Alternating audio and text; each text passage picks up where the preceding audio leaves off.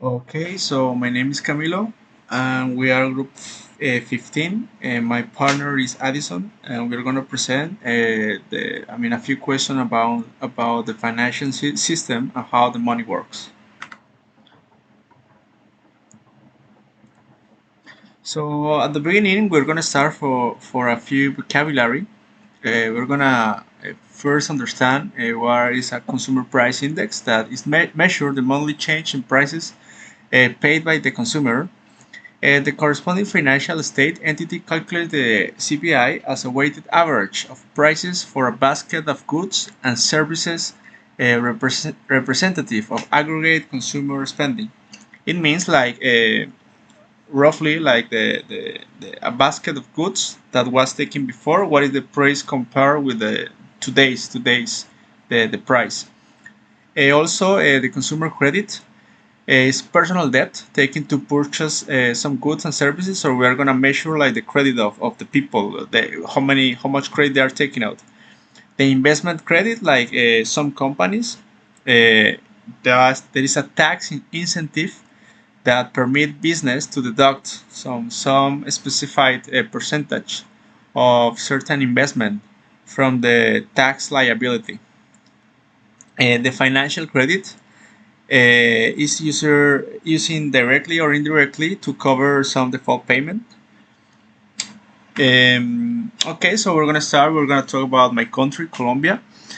So in this graph, we can see the Colombia's consumer price index. We can see like we have like a really peaks between the years of 75 and 1995, and there's increasing. There is decreasing from 2000 until now 2020. It's going higher again. This is because the COVID. I think, in my opinion, there is the COVID pandemic. So there is a crisis right now. The inflation is super high in many countries, and my country is not the exception. Okay, the debt is also going really increasing a lot in the from 2000 until now 2022, in the 22 years.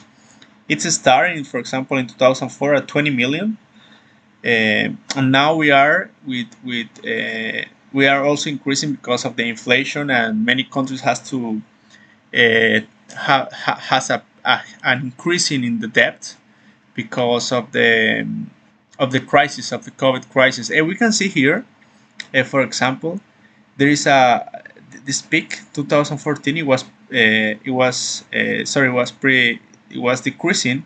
That is mainly because my country is dependent on oil. So at that time the oil was really high. So there is a lot of extra money. So I think that they covered debt at that time. But as you can see, in 2019, increased like more than 100 million because of the COVID pandemic. Okay, the government debt, as you can see, it has been increasing from 2022.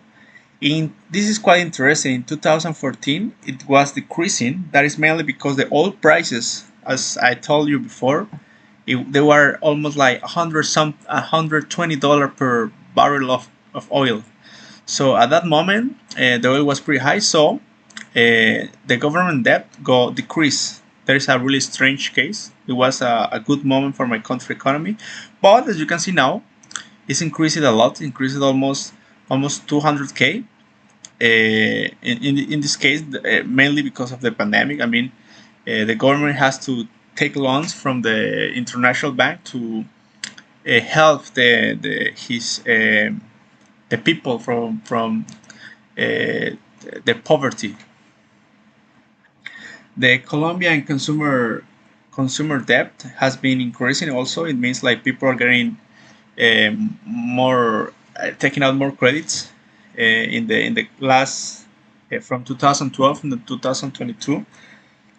Uh, we can see here also the financial credit.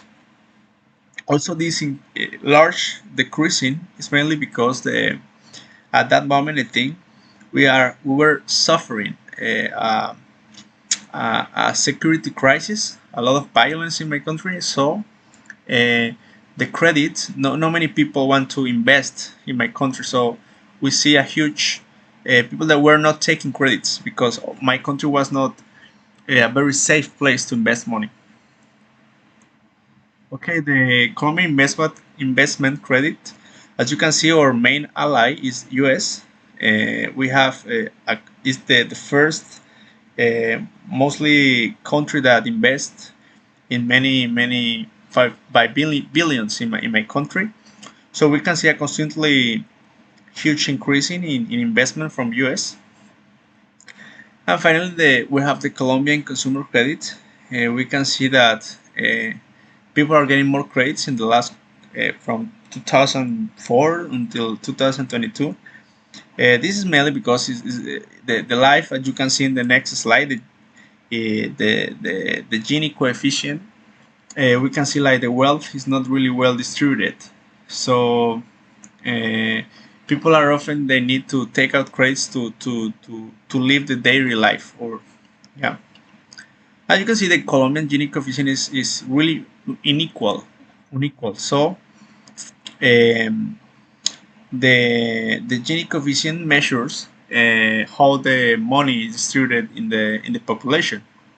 So if you have a high Gini coefficient, it means like it's really inequality, and if you have a low Gini coefficient, it means like it's really equal distributed. So as you can see, we have a huge peak here. So it means like it has been really unequal in 58%.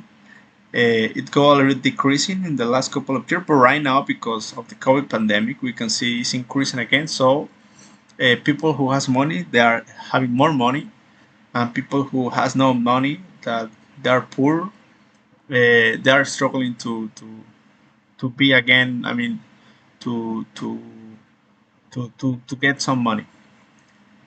Okay, so what gives the money his value? We can see that, as the professor said before, before was gold and silver standards, but until in the 70s, the United States they stopped. They created like a fixed exchange that allowed the government to sell their gold to the United States, and they fixed the price to 35 per ounce. So, as the professor said, right now we don't know exactly what is behind the money, what is the gives the money the true value. Also, we have the fiat money. So Nixon, that was ruling the United States, has operated on a system of fiat money, which means our currency is not tied to any other commodity, as I said before. Also, money, as you can see, is a kind of good. So it is ruled because of the policies that supply and demand. So the money is essentially good and is ruled by the actions of supply and demand. The value of any good is determined by the supply and the supply and demand for other goods in the economy. So, for example, there is a really interesting case that is happening in South America with Argentina. In Argentina, because of the huge inflation, not many people want to buy the Argentinian peso. So that makes the Argentinian peso falling to historic historic prices. So it's really low right now. So nobody wants to buy Argentinian peso. So everybody it's buying, or the market is making the American dollar more valuable. The last part is the future value of the money. That if citizens lose faith in the money supply and believe the money will be worthless in the future, economic activity can grind to a halt. So this is one of the main reasons the U.S. Federal Reserve tried to keep inflation without bounds. Okay, so we have some conclusion. As you can see in my country, from the periods of 2015 until 2019, sorry, the consumer price was quite stable, but after the COVID pandemic, it increased a lot. Um, the Colombian Central Bank has increasing his debt also because of the some crisis like 2009 or 2019. And so right now in 2022 we're having a financial crisis and we are tremble or in the edge of a crisis, a major financial crisis right now. And the money is both a good and a method of exchange. So as good as the limit supplies, and therefore there is a demand for it. So we can see that the money, I mean, the value is like kind of a supply and demand of any other good, as we can say. Thank you.